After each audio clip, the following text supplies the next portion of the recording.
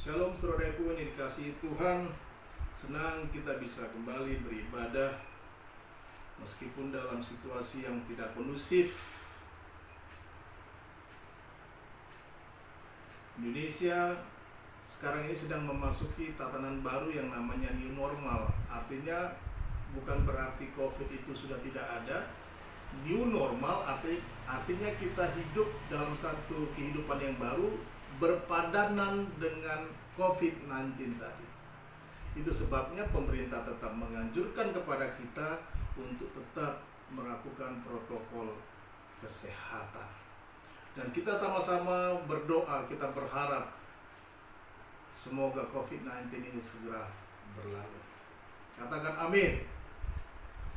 Nah, saudaraku yang dikasihi Tuhan, Kisah Para Rasul 1 ayat 8, tetapi kamu akan menerima kuasa kalau Roh Kudus turun ke atas kamu, dan kamu akan menjadi saksiku di Yerusalem dan di seluruh Yudea dan Samaria dan sampai ke ujung bumi. Tetapi kamu itu merujuk kepada murid-murid Yesus yang sudah diubahkan karena menerima kuasa.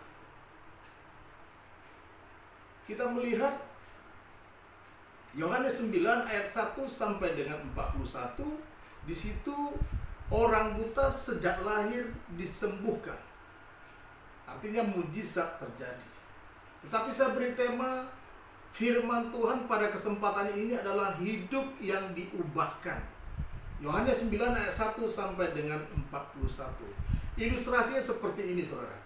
Sebelum ulat menjadi kupu-kupu, ia terlebih dahulu mengalami satu yang namanya proses, yaitu proses metamorfosis, di mana telur menjadi ulat, kemudian menjadi kepompong, dan akhirnya menjadi kupu-kupu yang elok. Satu makhluk yang awalnya tidak berharga, jelek, beracun, membuat orang gatal-gatal, tetapi ketika berubah kupu-kupu menjadi cantik, orang yang melihatnya menjadi senang, bahkan mengaguminya. Artinya makhluk kecil ini meninggalkan wujud lamanya dan membentuk wujud kehidupan yang baru, yang sangat berbeda dengan wujud lamanya. Nah, Injil Yohanes ini menceritakan mujizat yang dilakukan Yesus ketika ia menyembuhkan seorang yang buta sejak lahirnya. Artinya ada perubahan yang dialami orang buta tersebut. Saudaraku yang dikasihi Tuhan, kehidupan yang diubahkan Tuhan membawa kepada, perhatikan, ketaatan, keberanian bersaksi, dan dapat mengenal Tuhan dengan benar.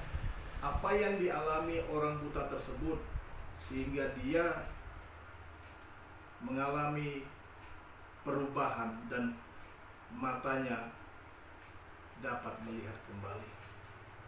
Yang pertama adalah ketika hidupnya sudah diubahkan, dia menjadi teman sekerja Allah. Kata ikut artinya turut serta, termasuk atau terlibat atau campur tangan. Jadi ikut bekerja bersama Yesus berarti turut serta melibatkan diri bersama Yesus dalam mengerjakan pekerjaan Bapa. Ayat 4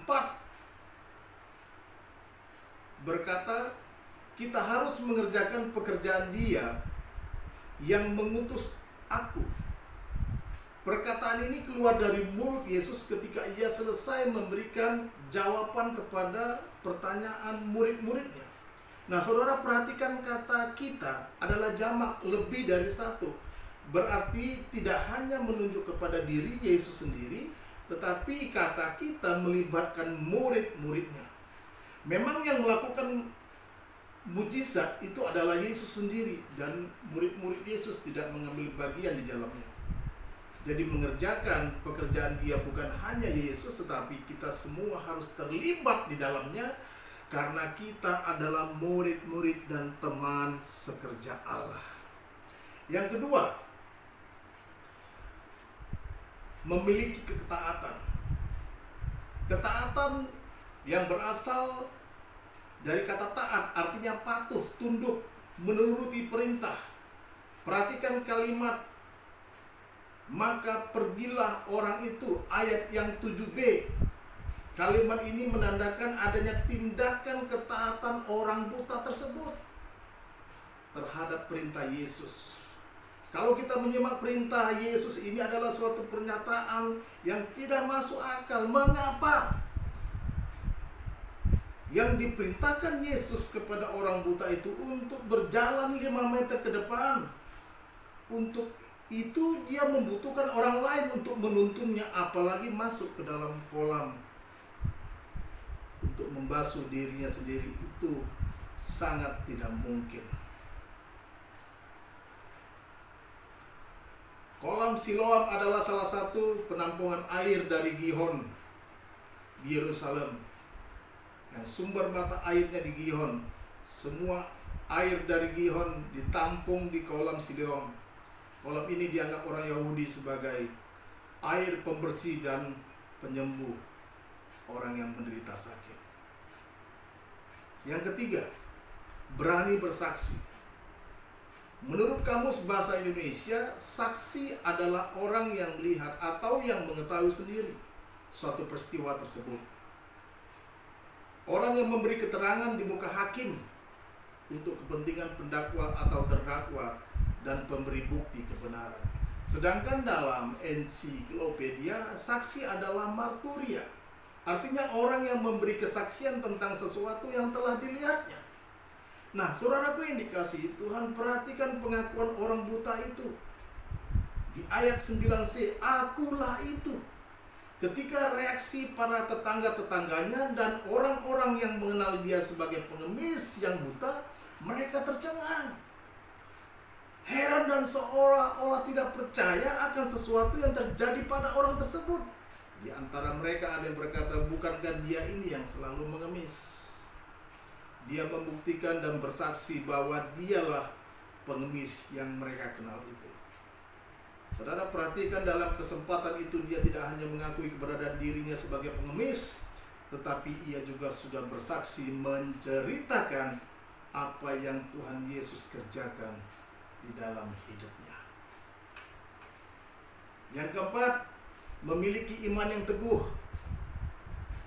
Iman yang teguh adalah iman yang tak tergoyahkan, tak tergoncangkan oleh apapun. Dalam ayat 33 berbunyi, jikalau orang itu datang dari Allah, ia tidak dapat berbuat apa-apa. Saya ulangi, jikalau orang itu tidak datang dari Allah, ia tidak dapat berbuat apa-apa. Nah, saudara, perkataan ini adalah suatu perkataan yang penuh dengan keyakinan iman. Iman yang bekerja di dalam kehidupan orang buta tersebut sehingga ia berani berkata demikian. Dan ia percaya bahwa Yesus adalah seorang yang datang dari Allah. Orang buta ini memiliki iman yang teruji. Dan hal itu terbukti ketika ia mulai bersaksi tentang karya Kristus dalam kehidupannya. Meskipun orang-orang Farisi meragukan apakah Yesus benar datang dari Allah. Karena imannya, orang buta tersebut dikucilkan, bahkan diusir keluar. Sebab itu harus kita sadar bahwa ketika kita mulai mengikuti Yesus, bersaksi tentang Dia, kita harus berani memikul salib. Iman kita akan semakin kelihatan kemurniannya ketika kita melewati banyak masalah.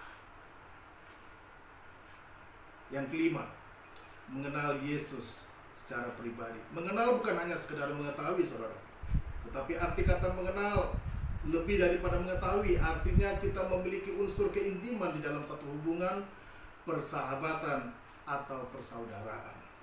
Ketika Yesus mendengar orang buta tersebut telah diusir oleh orang-orang Yahudi, ayat yang ke-34, Yesus menemui dia dan melakukan percakapan dan mengatakan siapa dirinya. Jadi pada saat itulah orang buta tersebut mengenal siapa Yesus sebenarnya yang telah menyembuhkan dia. Rupanya dia bukan hanya sekedar nabi yang datang dari Allah, tetapi Yesus adalah Tuhan. Dengan iman ia percaya bahwa Yesus adalah anak manusia yang diutus Allah untuk menebus umat manusia dari dosa. Nah, saudaraku yang dikasihi Tuhan kita Yesus Kristus, sebagai orang Kristen yang telah diubahkan, yang hidup kita dahulu adalah tidak berguna, seperti kupu-kupu tadi, awalnya kupu-kupu itu tidak berharga. Tetapi ketika hidup kita sudah diubahkan, kita bukan hanya dituntut untuk ikut bekerja bersama Yesus Kristus, tetapi kita harus menjadi taat dan juga harus berani bersaksi, menceritakan kasih dan karya Kristus dalam hidup kita. Katakan amin. Saudara, dalam situasi seperti sekarang ini COVID-19 kita harus berubah. Artinya kuasa Roh Kudus itu ketika kita menerima, kita harus ada perubahan. Hidup kita harus berubah. Hidup kita harus menjadi teman sekerja Allah. Kita adalah teman sekerja Allah. Memberitakan Injil adalah tugas kita. Selanjutnya kita hidup di dalam ketaatan. Apapun yang terjadi di dalam kehidupan kita, meskipun hari ini seketika ini kita mengalami masa-masa yang tidak enak, tapi percayalah, ketaatan itu pasti akan menimbulkan tahan uji. Saudara yang dikasihi Tuhan,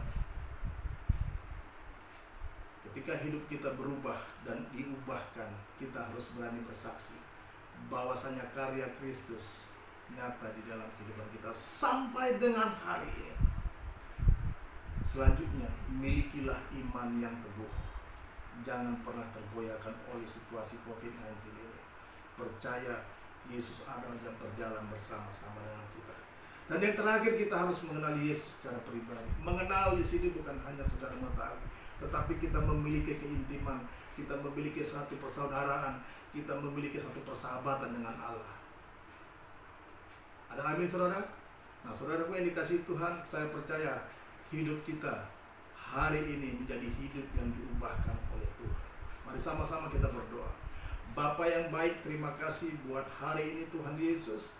Kalau Tuhan masih memberikan kami kesehatan untuk kami bisa menikmati, mendengar firman Tuhan, kami percaya seperti orang buta tersebut, yang sepertinya dia tidak masuk akal, untuk berjalan pun dia sepertinya harus dituntun untuk masuk ke kolam Siloam tadi.